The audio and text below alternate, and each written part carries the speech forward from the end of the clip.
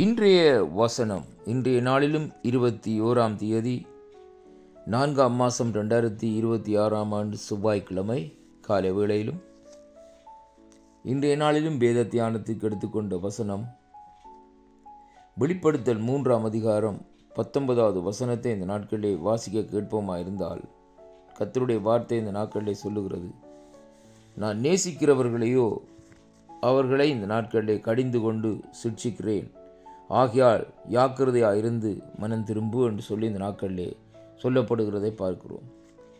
கர்த்தர் நேசிக்கிறவர்களை கடிந்து கொண்டு சிட்சிக்கிறார் என்று சொல்லி இந்த வார்த்தையில் இந்த நாட்களிலே நாங்கள் பார்க்கக்கூடியதாக இருக்கிறது.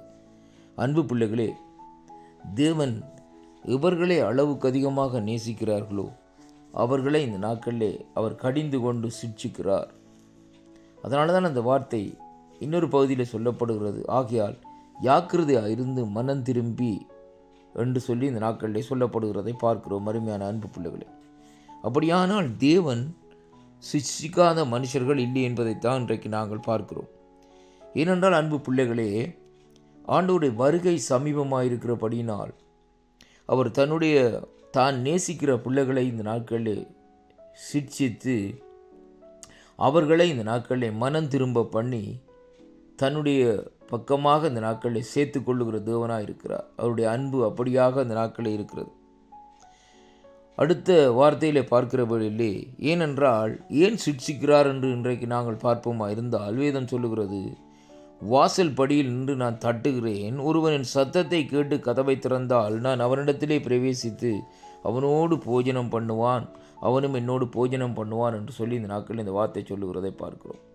தேவன் அங்கே சிட்சித்து கடிந்து இந்த நாட்களிலே மனம் திரும்பினதற்கு பின்பாக அவர் நம்முடைய இருதய கதவுகளை இந்த நாட்களிலே தட்டுவார்.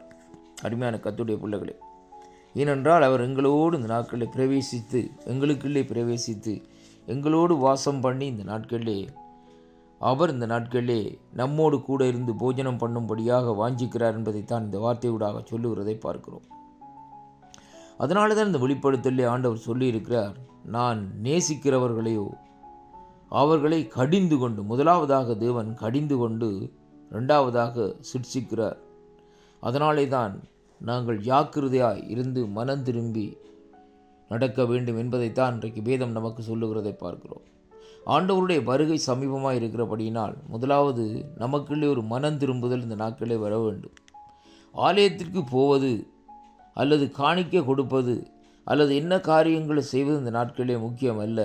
முதலாவது இந்த நாட்களிலே நமக்குள்ளே ஒரு மனம் திரும்புதல், ஒரு தெளிந்த மனம் திரும்புதல் இருக்குமா இருந்தால்தான் அந்த ஆலயத்துக்கு நாங்கள் போவதற்கு ஒரு பிரதிபலன் இருக்கும் என்பதைத்தான் இன்றைக்கு நாங்கள் பார்க்கிறோம். மனம் திரும்பாதபடி ஆலயத்துக்கு நாங்கள் போய் வந்தோமே என்றால் அந்த காரியத்திலே எந்த விதமான பலனும் இல்லை என்பதைத்தான் இன்றைக்கு நாங்கள் பார்க்கக்கூடியதாக இருக்கிறது. அன்பு பிள்ளைகளே, ஆண்டவருடைய வார்த்தை இந்த நாட்களில் நம்மை இந்த கடைசி நாட்களில் எச்சரிக்கிறது.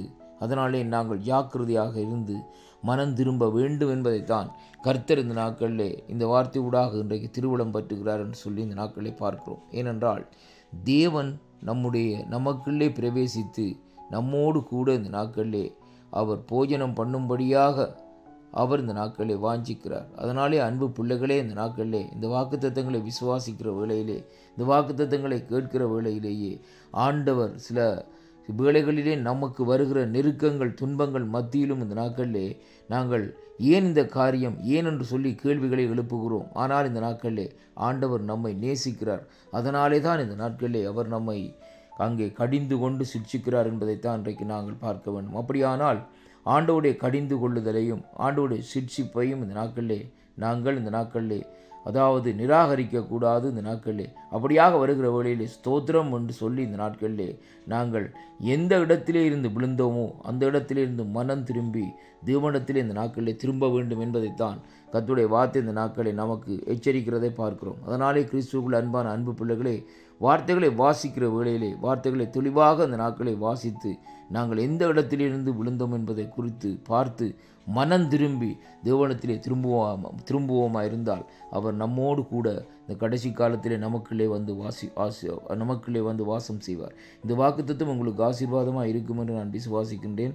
வாக்குத்தத்தங்களை விசுவாசியுங்கள், தேவனிடத்திலே திரும்புங்கள், கர்த்தர் உங்கள் ஒவ்வொருவரையும் நிறைவாக ஆசீர்வதிப்பாராக என்று என் மீட்பராகிய இயேசு கிறிஸ்துவின் இனி நாமத்தில் இந்த நாட்களை வாழ்த்தி ஆசீர்வதிக்கிறேன். ஆமேன், ஆமேன், ஆமேன்.